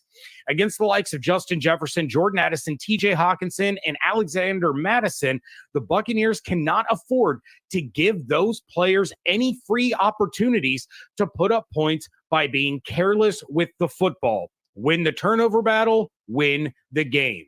For more on this and all things Tampa Bay Buccaneers, check out the Locked On Bucs podcast 5 days a week right here on the Locked On Podcast Network, your team every day. I don't know if Tampa Bay is ready for these Minnesota Vikings blitzes. What's up, everybody? It's Luke Braun from Locked On Vikings, and the Vikings are going to blitz Baker Mayfield and the Tampa Bay Buccaneers very hard and very often. And if the Buccaneers cannot miraculously find a way to pick up all of those blitzes, and they do have a suspect interior offensive line, it's going to mean that Baker Mayfield's going to have to dump the ball off a lot. The Vikings can rally and tackle. They should be able to suffocate that Tampa Bay Buccaneers offense. For more on this, you can find the Locked On Vikings podcast wherever you find your favorite shows. The DeMeco Ryans and CJ Stroud era will officially begin Sunday against the Baltimore Ravens. But what will it take for the Houston Texans to pull off a very unlikely upset? I'm Cody Davis, one half of Locked On Texans, and the biggest key to victory for the Houston Texans will be whether or not their offensive line can overcome injuries. This is an offensive line that entered training camp looking pretty promising. However, due to the loss of Kenyon Green, Scott Quisenberry, and Titus Howard, who was literally just put on IR, the Houston Texans have a lot to overcome with their offensive line. Because not only do they need to make sure that they keep the pocket clean for their rookie quarterback, without a shadow of a doubt that the offensive line need to do everything possible to create enough gaps and holes in order for Damian Pierce and Devin Singletary to have an impact, because we all know that the Houston Texans want to run the football. The Baltimore Ravens are set to face the Houston Texans in week 1 of the 2023 season. I'm Kevin Ostreicher, the host of Locked On Ravens, and there's plenty of excitement in Baltimore right now as Lamar Jackson will take the field for the first time since December of last season after sustaining a season-ending injury. And this new offense for Baltimore, Todd Monken coming in replacing Greg Roman, expected to be a lot more throwing, especially with Odell Beckham and Zay Flowers coming in to complement Rashad Bateman, Mark Andrews as well. On the defensive side of the ball, the Ravens have historically feasted on rookie quarterback C.J. Stroud for the Houston Texans, coming in being the second overall pick out of Ohio State. We'll see how he is able to do on this test against Roquan Smith, Marcus Williams, and more Marlon Humphrey. Likely not going to play in this one, so we'll see how the Ravens defense fares there. But historically, over the past couple of seasons, the Ravens week 1-wise have been pretty incredible. And for more on the Ravens and their week 1 matchup against the Texans, be sure to follow the Locked On Ravens podcast and subscribe on YouTube, part of the Locked On Podcast Network. Titans rookie running back Tajay Spears will be the X factor on Sunday against the New Orleans Saints. My name's Tyler Rowland, host of the Locked On Titans podcast, and I believe that Tajay Spears will be the difference maker for the Titans on Sunday. Not only can Tajay Spears catch the ball out of the backfield, I think he's going to have multiple one-on-one opportunities against a linebacker in the pass game, but I also think it would be smart for the Titans to focus on not running through the teeth of the New Orleans Saints defense. The Titans should focus on getting on the perimeter, looking to use their speed to get out to the edge and then get down the field. And obviously, I think Tajay Spears' skill set fits better with that philosophy than maybe Derrick Henry does. So I think not only out of the backfield catching the ball against man coverage will Tajay Spears be effective, but I think certain run plays that feature Tajay Spears will really help the Titans offense on Sunday as well. So for more analysis, check out the Locked On Titans podcast, where it's your team every day. If the New Orleans Saints want to beat the Tennessee Titans this weekend, they simply need to not beat themselves. I'm Ross Jackson, host of the Locked On Saints podcast. The New Orleans Saints, over the course of the past 2 years, we have watched them not be able to get out of their own way. Head coach Dennis Allen has spoken about it very openly. The self-inflicted wounds, giveaways, not being able to turn red zone possessions into points, not being able to move the ball, not being able to convert on third downs, penalties, all of these things. If the New Orleans Saints want to put themselves in the best position to beat the Tennessee Titans this weekend, they simply need to make sure that they're not messing themselves up. And, oh, by the way, also stop Derrick Henry, which will not be easy, especially with a much, much improved passing offense there in Tennessee as well, with the addition of wide receiver DeAndre Hopkins. That matchup between he and Marshawn Lattimore is going to be marquee, and it's going to be a lot of fun to watch. But if the New Orleans Saints want to open up their path to a win, they simply need to move out of their own way.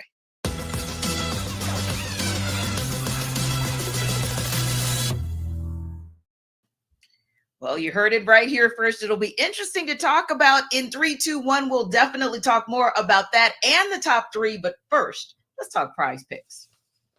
Hey, people. How y'all doing? PrizePicks. Jarvis Davis here for PrizePicks / Locked On NFL. Guess what? All you got to do is PrizePicks, to let you know, PrizePicks is the most fun I've had, winning up to 25 times my money this football season. It's week 1, y'all, so it's time to go get to this money. You just select 2 or more players, pick more or less on their projected stats, and place your entry. Guess what? I'm putting all my money on Bijan Robinson. Yes, yep, you heard it here first. Bijan Robinson is going to be that guy. My guy, Cal Krabs, he already vouched for him too. And y'all know how he get down with the football analysis, man. That's my dude. That's how we get that. We rolling on Locked On NFL Live. But let me move on. PrizePicks, y'all. All right, so testing my skills on PrizePicks the football season. And it's the most exciting way to play daily fantasy sports. If you have the skills, you can turn $10 into $250 with just a few taps. Come on, man. What are we doing? That's like that. Do the math, y'all. That's what you need to do. To go to prizepicks.com/lockedonnfl. They're going to offer weekly promotions that can lead to big payouts like Taco Tuesday. Each Tuesday, PrizePick discounts select player projections up to 25% to provide even more value. So that's how you turn 10 into 250, 50 into 250, 100 into 300. Man, come on, man. We're doing math over here. So I need y'all to go there right now. Head to prizepicks.com/lockedonnfl. Use code LockedOnNFL for a first deposit match up to $100. So we'll go to that's PrizePick.com/LockedOnNFL and use code LockedOnNFL for a first deposit match up to $100. PrizePicks, the daily fantasy sports made easy. Simple enough, guys. Go right there to PrizePicks if you want to get a little money in your pockets this weekend. Now, Kyle and Jarvis, what they also probably want to know about is the top 3 picks, right? Because at the end of the day, you guys might low-key tell them exactly what they need to do with PrizePicks. So let's talk a little bit about the top 3 things that you guys are excited to watch in week 1. Kyle, get us going with your 1, 2, 3.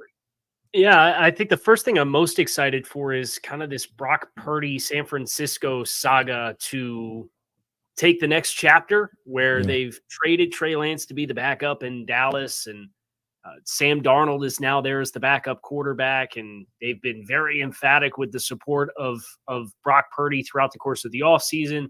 They weren't sure he was going to be ready. Well, he takes snaps in the preseason. He's ready to go. You got to go to Pittsburgh. You play the Steelers with TJ Watt and Minka Fitzpatrick and all of the talent that's on that defense. Alex Highsmith has got a really nice contract to be the other pass rusher there. So I'm really fascinated to see San Francisco's offensive performance against the talent that Pittsburgh has on defense as a team in San Francisco who has been pushing to get over the hump and win a championship. And they've been really close, but kind of these early draft pick decisions have turned around and bit him in the rear end. And Brock Purdy's going to have to be not just along for the ride. And I think Pittsburgh's a really great first test. And that's, I think, the first thing that I'm most really interested in watching on Sunday. Yay! Yeah. Oof. The arrogance in Kyle Shanahan, right? Just to be able to say, you know what, I can win with any quarterback. I can get there with any quarterback. Yeah, we kind of proved that, right, Jimmy G? Okay, I understand that part of it, but to say that you're gonna get there and win it with Mr. Irrelevant, and then you trade away Trey Lance, like you mentioned, to the Cowboys, and I think the dynamic between Jerry Jones and Dak Prescott is something to watch for me, because hey, when you look at what Dak Prescott has been able to do, he gets a lot of flack, deservedly so sometimes, but overall he's a solid doggone quarterback, and I think he's been able to hold it down at least until the Cowboys have been able to build around him, specifically what we talked about earlier with the defense. So I think that how Dak Prescott plays this year, how he kind of handles that situation, like, hey, the owner of the team just took a chance on a guy who was who the 49ers gave up a lot of draft capital for. And what are you trying to do? Is this my backup? Is this my replacement? And you can even look at Dak Prescott's face when they asked him about it. He was just like, oh, I kind of know what's going on and all that stuff. So when you have things like that going down, and this is the Cowboys, right? This is something that we're kind of used to. They are going to grab the headlines. It's just kind of weird to see them trade for a guy like Trey Lance. And then you have your quarterback who you just paid and eventually is going to be up for another contract. It's just kind of weird. And I'm I love a train wreck, T. when you see, I love things going down, burning in flames, because I witnessed a 28-3 Super Bowl when the Falcons were playing against the New England Patriots. So I love to see how this thing plays out in Dallas with Dak Prescott.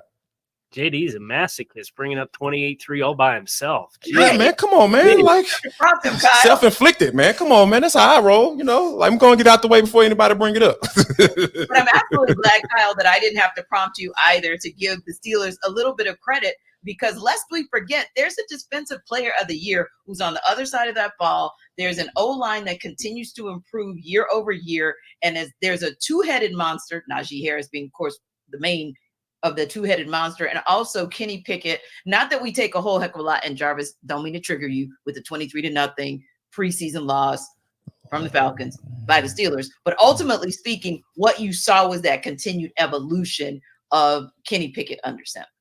Yeah, for sure. He's shown a lot of growth, and from a quarterback's perspective, that's another thing I'm interested in this in this first weekend of action. Is last year there were 11 quarterbacks that did not play in the preseason, and they went 3-8 in week 1.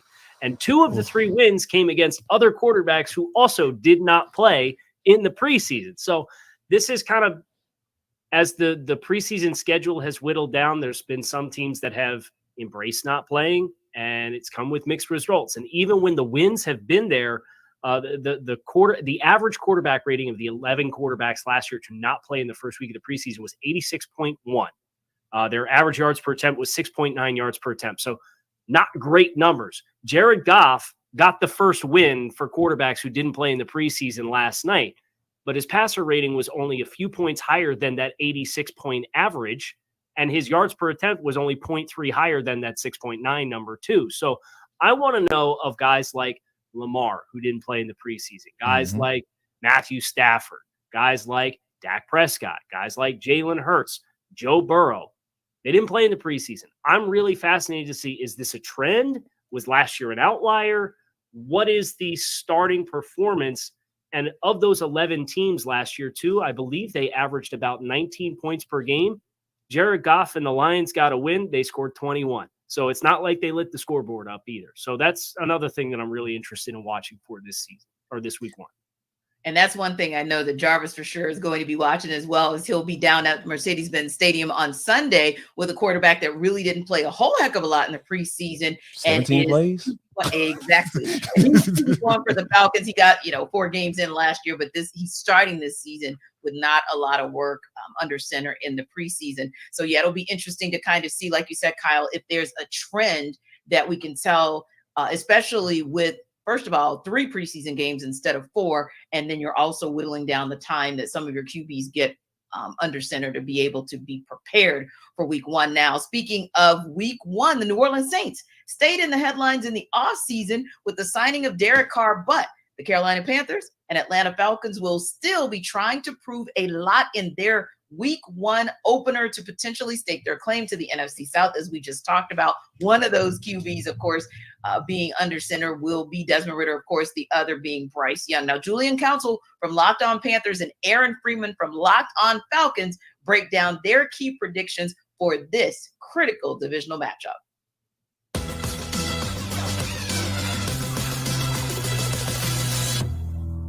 Talking about whether or not, Bryce Young, Desmond Ridder, if I was to take those guys heads up straight in a quarterback duel, I'd take Bryce Young. There's a reason why Bryce Young was the number 1 overall pick and Desmond Ridder was a 3rd round pick, right?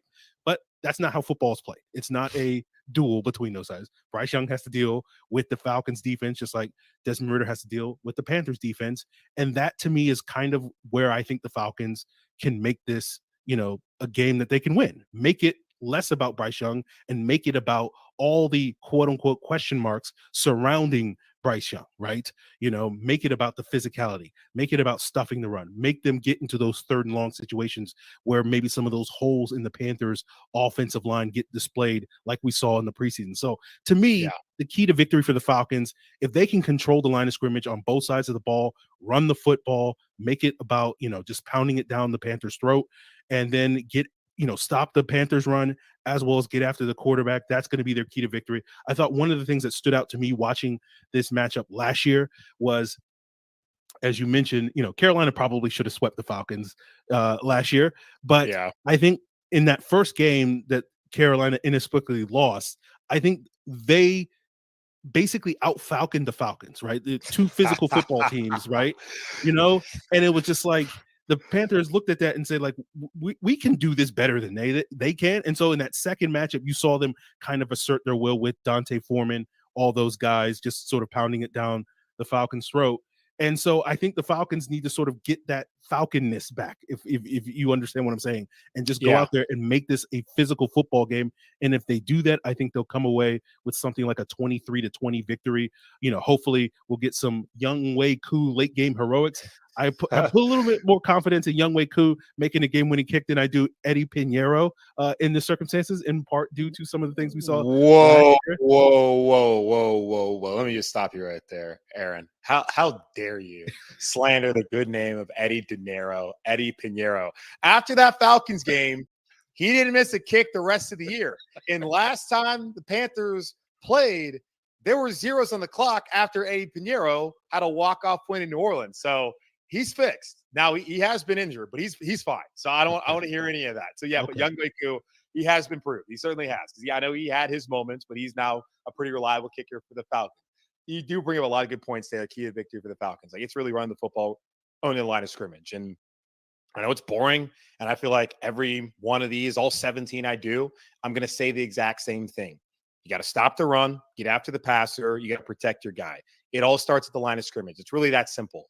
I think the Panthers have a quarterback that's capable. The skill guys around him, I do think they can do a little bit of something. Like, do they have anybody who's going to break it for 70 yards? I guess Chark's capable, but I don't see that happening very often this season. So they're going to be a team that's going to have to go down the field methodically. In the preseason, when they did have those scoring drives, their last three that they had, the first one in the second drive of the game against the Giants a couple of Fridays back, and then against the Lions in the final preseason game, granted against their twos, it took some time to get down the field. It wasn't like the Panthers had explosive plays. So it would be nice to see that at some point in time. I'm just not really going to hold my breath that there's really a lot of guys capable on this coaching, on this roster, who can do that. But I do think Bryce Young is certainly capable of being able to pick apart a defense, get him down the field, and then have Miles Sanders complement them. I quite honestly don't know what I'm going to see out of this Panthers team on Sunday. We didn't get to see the offense, as I mentioned, full. You didn't see Miles Sanders, who had the groin, but he's really been healthy the last couple of weeks. They held him out. So didn't get to see him run the football. You did see the offensive line, and now that they have Chandler Zavala at right guard, they knew who their top five are until Austin Corbett is able to come back off the PUP list from that torn ACL they suffered in Week 18 against the Saints. And we'll see how the offensive line plays. I do think they're going to be a tick worse just because you don't lose your second highest graded offensive lineman according to Pro Football Focus and put a rookie in and be better. So I like Zavala, but he's a day 3 pick. I'm not expecting like a ton out of him. Just don't be an obvious weakness that can be exploited, which is what the Falcons absolutely should be trying to do with some of those veterans that they have on the defensive line come Sunday. I don't know what to expect out of the offense. I don't know who at receiver is going to be healthy. I think Thielen, he was more limited. He wasn't out. I think he'll probably be fine. I don't know about Chark, if he'll even be available. You have a rookie in Jonathan Mingo, your other starting receiver. How much can you really place on him to go out there? Hayden Hurst, I think, can be good. We didn't see much out of him in the preseason, which I think will change. And defensively, it's a new scheme as well. And it's not like we never saw Justin Houston. We haven't seen Brian Burns out there. It's going to take some time. So I wouldn't shock me if they lose this game, because I think it's going to take a little bit of time for the Panthers to really hit their stride. I've been on record and said I think they split their first 2 games against the Falcons and Saints. I don't see them going 2-0. I could see them going 0-2, but I would say a split.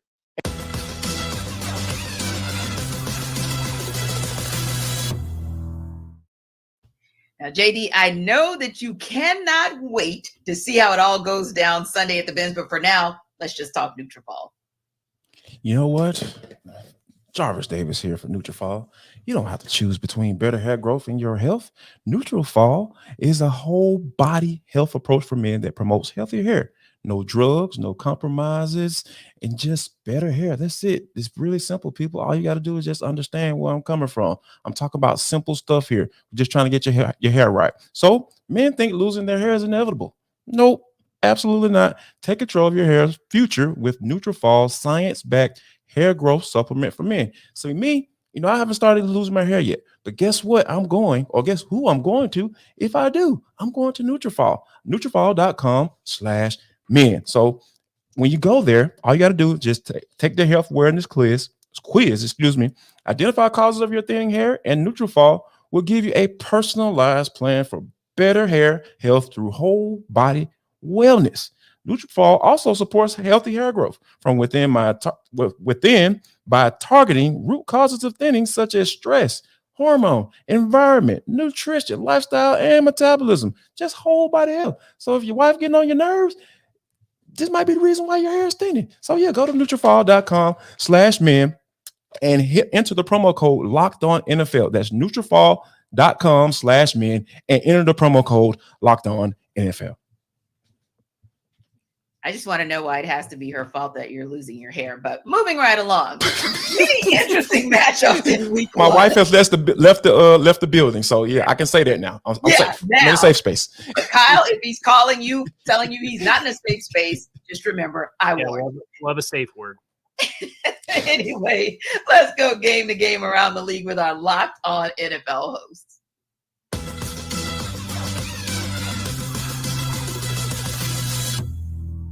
I'm Chris Carter, host of the Locked On Steelers podcast, and here are two things the Steelers have to do to make sure that they win their home opener against the San Francisco 49ers. First, on offense, they have to establish a balance. Last year, the Steelers really didn't have a balance anywhere on offense, and that was a major issue for them at times. But in the preseason, they looked like they started to find it with abilities to break big plays in the run game and the pass game. If they can show that Kenny Pickett, Najee Harris, Jalen Warren, George Pickens, Pat Freiermuth, and Deontay Johnson, their weapons are able to hit you at different levels, it will confuse the number one defense in the NFL and make it harder for them to prey on what the Steelers like to do and allow guys like Nick Bosa, Javon Hargrave, and Fred Warner to take over the line of scrimmage. The second thing they have to do on defense, the Steelers have to disrupt Kyle Shanahan's system. Mike Tomlin, when I asked him at his press conference about Brock Purdy and what he does well, Mike Tomlin made it very clear. The key to stopping Brock Purdy is to stopping Shanahan's system and getting them off rhythm, because that's what they do to make their system quarterback friendly. Part of that's getting pressure, part of that's jamming up receivers, but all of it involves being more physical than the opponents, and that's what the Steelers have focused on being with their additions in the offseason and all throughout training camp and preseason. We'll have more to discuss on that on the Locked On Steelers podcast. I'm your host, Chris Carter. We'll see you right here. To win in week one, the Arizona Cardinals need to come after Sam Howell. I'm Alex Clancy with Locked On Cardinals. The Arizona Cardinals have an uphill battle for the entirety of the 2023 season until Kyler Murray returns. There are reports out that newly acquired Joshua Dobbs will be starting week one after spending less than a month with the team. The quarterback play doesn't really matter because the margin is so razor thin between Clayton Tune and Joshua Dobbs performance-wise. Where the Cardinals' potential leverage lays is with the pass rush while unproven. LJ Collier, former Seattle Seahawk, has proven in the preseason that he's a guy that's still got plenty of juice left in the tank. Second-round pick B.J. Ojulari will be used in spots, and Zaven Collins' move from inside linebacker to potential edge rush position could bear fruits for the Cardinals as well. The bottom line is, if the Cardinals can't get to Sam Howell, there is no way they're winning on Sunday in Washington, D.C. The Washington Commanders find themselves in an unfamiliar position, but looking for a familiar outcome in week one. I'm David Harrison, host of the Locked On Commanders podcast, and as unfamiliar 7-point favorites at home in week one against the Arizona Cardinals. A week one win would actually be Coach Ron Rivera's third in 4 years leading this team. In order to prevent the underdog Cardinals from doing the unthinkable, the Commanders need their young quarterback and team captain Sam Howell to do exactly what he's been doing all preseason long: play smart football. Like a gremlin after midnight, Arizona isn't likely to do much damage unless Washington feeds them. So control the ball and don't give the Cardinals any opportunities they don't earn. And the Cardinals should be able to reward a sold-out home crowd in week one with a win to start the Sam Howell and Josh Harris eras. For more on this game and everything Washington Commanders, check out the Locked On Commanders podcast 5 days a week, part of the Locked On Podcast Network, your team every day. Miami Dolphins head coach Mike McDaniel is hoping his team can press a few different buttons this time around against the Chargers. I'm Kyle Krabs of Locked On Dolphins, and as the Dolphins look to start their 2023 season with a victory, they're going to have to exercise the demons of a late season disappointing loss to the Chargers last year. It was comfortably the team's worst offensive performance of the year. And Mike McDaniel has to look to his run game to set a different tone this time around. The Chargers have historically been a team that has struggled to stop the run with consistency, and yet the Dolphins quickly found themselves getting away from the running game throughout the course of that disappointing loss against Los Angeles. This time around, in year 2, can Mike McDaniel's system have enough push and consistency with commitment on the ground for the Dolphins to secure a victory on the road in Los Angeles? We will find out on Sunday. The Chargers are squaring off with the Miami Dolphins in week 1, and if they want to pull out the win, new offensive coordinator Kellen Moore has to get things going early. This is Daniel Wade here from Locked On Chargers, and this Chargers offense has lofty expectations heading into 2023, but we don't know what the offense will look like because we haven't seen them in live action under new offensive coordinator Kellen Moore. We've heard a lot about this being a much more aggressive offense, and they're going to get a heck of a test week 1 against a loaded Dolphins defense with new defensive coordinator Vic Fangio at the helm. I don't think the Chargers can afford to go down big early in this game, going up against what was a historic offense last year when Tua was healthy, with Tyreek Hill, with Jalen Waddle, and Justin Herbert will have every one of his weapons at his disposal with no Chargers offensive players on the injury report this week. There's no excuses. They have to get things going. But for the full game breakdown, make sure to check out the Locked On Chargers podcast, part of the Locked On Podcast Network, your team every day.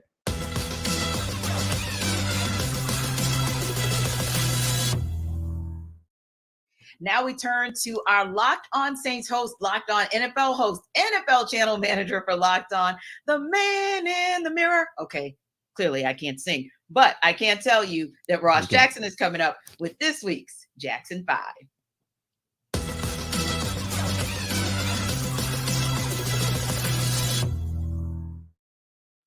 So, Ross, the NFC South looks decidedly different under center for all 4 teams, including the New Orleans Saints.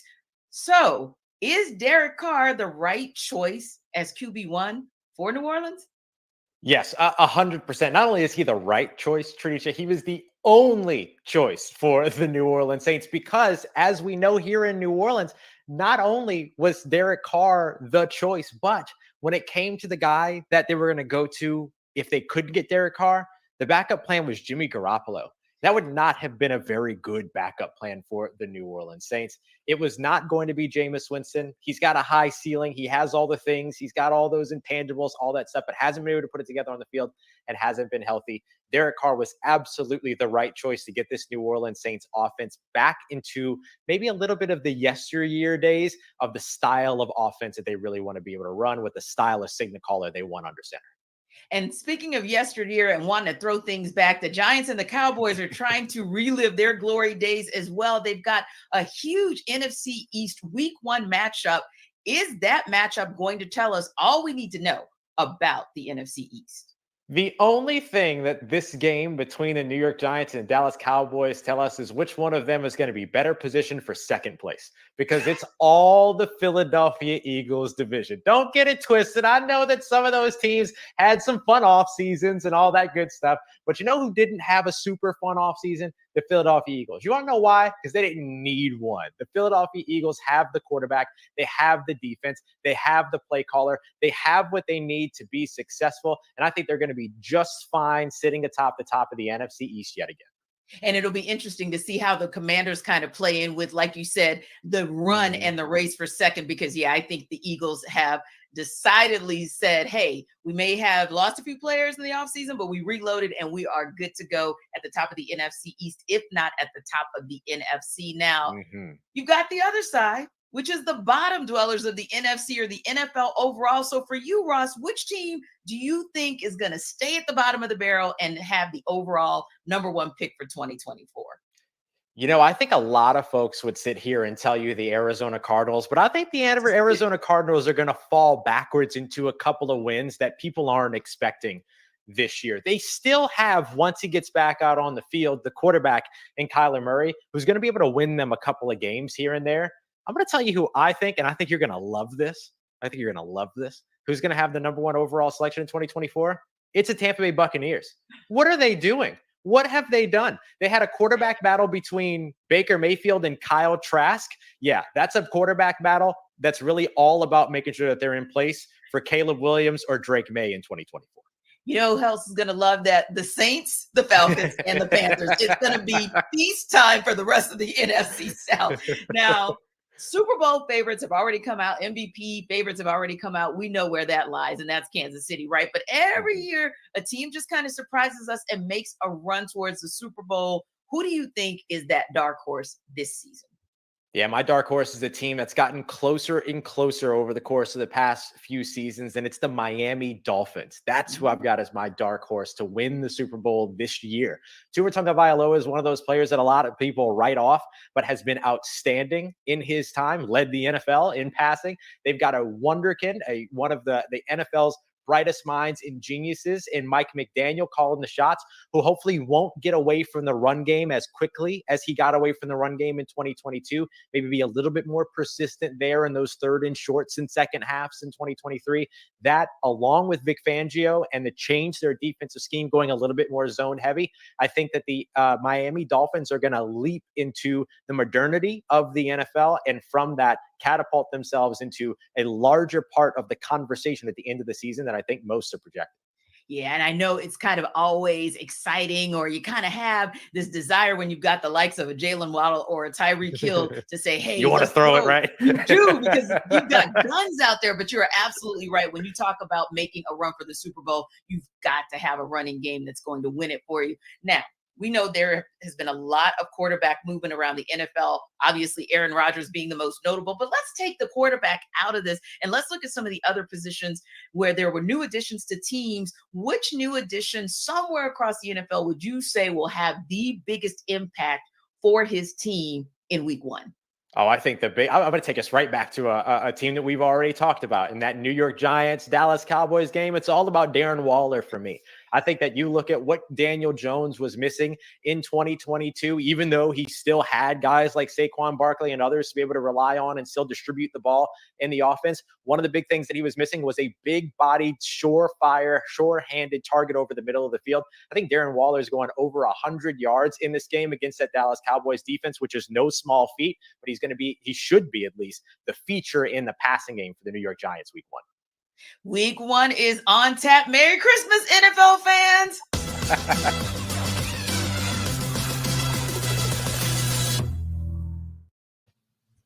Well, guys, I just called my guy Ross and had to break the bad news to him that, hey, it's okay, bye for Darren Waller.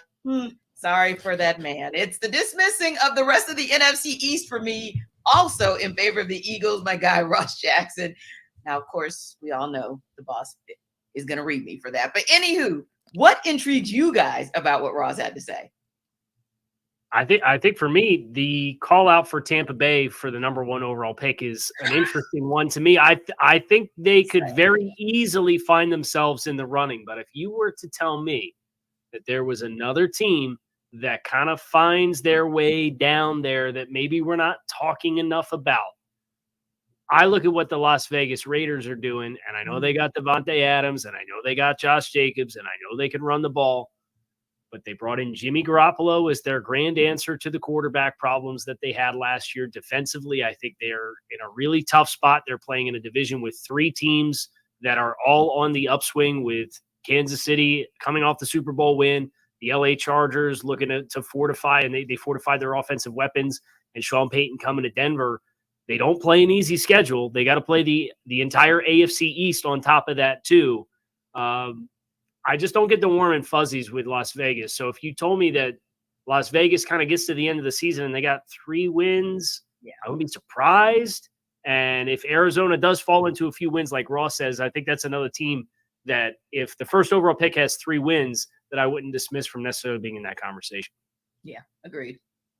You know what? And for me, I think that to say that the Miami Dolphins are going to get to the Super Bowl, like, that's very interesting to me. No shade, Cal, but like Tua's going to stay healthy for the entire season. Like that's a thing. Like, because last time I checked, man, concussions. We talking about potentially shutting it down for life. Never playing football again because of the concussion that he suffered last year. And I just think that I really like. Don't get me wrong. I really like Tua. I'm glad that once he was out on the field, he was able to show to say, "Hey, I'm capable of doing what I'm doing." Because Lord knows Like Miami, I'm sure Miami Dolphins fans, you probably experienced this, Kyle. I know they're probably looking at Justin Herbert saying, like, dang, we passed on that dude. Like, why we passed on that guy? So, but I think that once you have a guy like Tua, if he stays healthy, yeah, I see that, Tyreek Hill and Jalen Waddell, because that's fun. That's fun to watch. That's very fun to watch. And I think that, going in the AFC East, because a lot of the conversations are about, the New York Jets and Aaron Rodgers. I just think it's just going to be a little bit too much competition in that division for them to get to the ultimate prize and not only get to the Super Bowl, but win it. I just think that's going to be a little bit difficult to see that play out like that. It's a big chemistry experiment for Miami for sure. And yeah, as Tanitra and Ross talked about, the run game has to be a bigger part of it. And you Indeed. see the parallels to San Francisco with Mike McDaniel coming from the Kyle Shanahan coaching tree. I don't think it's too far of a stretch to say if everything goes right, that can be a San Francisco type formula to make runs late in the season. And I think that's your pathway. As things click with Vic Fangio, Jalen Ramsey comes back, gives you an extra element on defense midseason. But you got to be able to run the ball.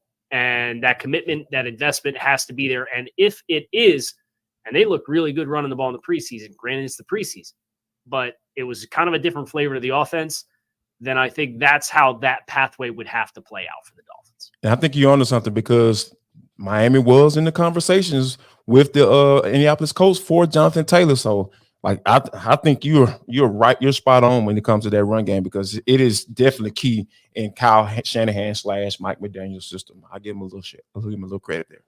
Yeah, and going back to what you guys said, sometimes we don't talk enough about the AFC East. And so the Dolphins could be intriguing along with obviously the Bills, and it'll be interesting to see the X factor that the Jets are as well. Can't even give the other team any credit, but moving right along. Yeah, they've got some intriguing Just saying. So Jarvis, I'm sure you appreciated that shade that I just gave, and we'll appreciate you talking about PrizePicks. Yes, Jarvis Davis here for PrizePicks. Guess what, guys? PrizePicks is the most fun I've ever had. I promise you, because I've been able to win up to 25 times my money this football season. Week 1 is upon us, people. What are you waiting on? Go get this money because you can select 2 or more players, pick more or less on the projected stats, and place your entry. I got to test my skills because PrizePicks this football season is the most exciting way to play daily fantasy sports. If you have the skills, you can turn $10 into $250. If you got $30, you can turn $30 into $80 to $160. I'm telling you, go to PrizePicks.com right now. PrizePicks offers weekly promotions that can lead to big payouts like Taco Tuesday. It's going up each Tuesday. PrizePicks discounts select player projections up to 25% to provide even more value. So it is an easy decision, people. So all you have to do, even if all you young folks out there, guess what? They got Apple Pay for quick and easy deposits into your account this football season. So as soon as that bet clears, you're going to get your money. So go to PrizePicks.com/LockedOnNFL and use the code LockedOnNFL for a first deposit match up to $100. Let me repeat. Go to PrizePicks.com/LockedOnNFL and use code LockedOnNFL for a first deposit match up to $100. Guess what, guys? PrizePicks is daily fantasy sports made easy. Now go. Now, speaking of something that is going to be interesting, a stop, go, we don't know because we're getting reports as we speak about Packers, Bears, who is in and who is out. We've also talked about that game throughout the show. The NFC North essentially is up for grabs. Who is going to take the leads out of the gate? Could be them, could be the Vikings for all we know. But Lee Sterling and your boy Q from Locked On Bets say the Packers and Bears, well, they're the lock. Open it, open it, open it. Lee has the key to the lock of the day. All right, Lee, here we go. Let's close things out strong. Lock of the day, NFL action, week 1. Been waiting to say that. No training camp, no preseason, but regular season action week 1. We'll pay attention to the NFC North, a division that I think is wide open like some old school TV antennas. We'll take a look at the Chicago Bears and the Green Bay Packers. FanDuel.com line on this one, the Bears -1 versus Green Bay. That's tight right there. It's a tight line, Lee. Break it down for us. So Green Bay has owned the series. In fact, they're 8-0 straight up against Chicago. They won 13 of the last 14, 17 of the last 19, and 23 of the last 26 meetings dating back to 2011. Now, I know that's with Aaron Rodgers, but let's look at the talent on the field. And I grade players all the time and units. I'm looking at this Packers roster, and it's above average here. I think their coaching staff, above average here. I think they have the better offensive and defensive line here. Jordan Love, just didn't progress when the first 2 years there. And why? Because Aaron Rodgers wasn't helping him out at all. Felt he was a threat here. I think that he's relaxed now. You're just seeing a different player. Is he going to be as good as Aaron Rodgers right now? No, but he doesn't have to be. He was 21 for 33 in the preseason for 193 yards, 3 touchdowns, and most importantly, no interceptions. They have a top 10 offensive line. They have 2, and maybe the best or the second best running back combos in the NFL here, and Aaron Jones and A.J. Dillon here, and they're facing a bottom 3 defense here. So as exciting as Fields is, and I think he's progressing, I'm probably going to take them once they get some of their injured offensive linemen back, but they're going to start a center they picked up in a trade with the Dolphins less than 2 weeks ago. Are you kidding me? Under Fields, they're 5-20 straight up, 8-16-1 against the spread in his 25 starts here. Green Bay's the right side. The Pack, they're still back here, 28-24. Level 1 lock. There it is. Level 1 lock. The Green Bay Packers over the Chicago Bears. And I'll tell you, man, a lot of people aren't giving Green Bay a lot of props. But for every reason that you mentioned about Jordan Love being comfortable, being relaxed, and ready to rock and roll, I feel like he's going to do really well this season in Green Bay. Level 1 lock, huh? Commentary. Right. A level 1 lock when you're talking about a game that essentially they're saying there's like a 1.5 point differential there. So level 1 lock, guys. Interesting. Yeah, it's like going back to, we talked about this earlier on. I think that it's just hard for me to kind of look at, that offense and say, yeah, Jordan Love, we're going to figure out. He's going to figure it out. He's going to step in and continue the 29-year tradition of starting quarterbacks for the Green Bay Packers, and everything is going to be all good. No, I don't think that's going to happen. The guy only has 10 games of experience. He was one of those kind of fly-by-night guys in the draft. And, Kyle, I know remember when he came out in 2020. So I think this is just, I'm going to go for what I know. I know what I saw in Justin Fields. I know what I saw in Justin Fields. But there's some protection issues. Obviously, yeah, I get it. But when you talk about knowing what you're going to get from that quarterback, and you're adding to his weaponry, right? You adding a number 1 wide receiver in DJ Moore. I have to look at that situation. I have to take that into account, right? Because those are some of the things that I feel that can win you football games in the NFL. So yeah. Matt LaFleur, is he going to have the greatest coaching, job that he's ever done because he has a Jordan Love, and Jordan Love going to come out there and do that? The odds of that happening, I won't make that a level 1 lock. That wouldn't be a level 1 lock for me. So I'm going to decide on the Chicago Bears because I'm like to go for what I know, especially when you're talking about who's up on the center. Yeah. I'm inclined to agree with you, especially with the news that Christian Watson is out for this contest. And you do look at Chicago and what they did in the overhaul with Coach Eberflus and the defense and signing Yannick Ngakoue. I think that's a nice signing for them as a pass rusher off the edge. Andrew Billing and Justin Jones are not the most flashy names that you can have inside, but I do think they can keep the linebackers clean. And I really think the linebackers are the strength of the defense, with paying Tremaine Edmonds the $18 million per season average that he got on the new deal to come here. TJ Edwards coming over from Philadelphia, who I think has developed into a very, very good 3-down player, super instinctual player. They had an undrafted free agent in Jack Sanborn last year as a rookie who flashed quite a bit as well. They're physical. And I think what the interior can do against Green Bay is let the linebackers run free. And then without the element of Christian Watson on the outside, I think that is where I like how the matchups can trend for Chicago. I generally agree with the big picture on both teams. If you ask me who's going to finish higher in the standings, I take Green Bay at the end of the season. But as far as the week 1 matchup without Christian Watson, I think there's a lot of momentum here for Chicago to build off what they did with Justin Fields last year schematically. Yeah, and I think that you guys make both points. I think that to your point as well, Kyle, most importantly, the conversation that we had even at the beginning of the show shifted, because that's how important Christian Watson is to that offense. So yeah, when you have critical pieces like that who are going to be moving, just like the news we heard about Darren Waller, it does kind of shift where your thought processes are on what that's going to be. But what's interesting to me as well is, and I should apologize to those people up in Big D, but the conversation here a lot is about, what the Green Bay Packers are going to do and what the Chicago Bears are going to do, obviously, because that is the first game of the season in divisional matchup form. But, we've been pretty darn quiet on the other side of the NFC North. And if you kind of think about it, this could be considered a pseudo toss-up as well, because you could say, obviously, the Lions kind of, I'll say, showed improved early last night, right? But we haven't talked much about what the Vikings might have to say about what goes on in the NFC North.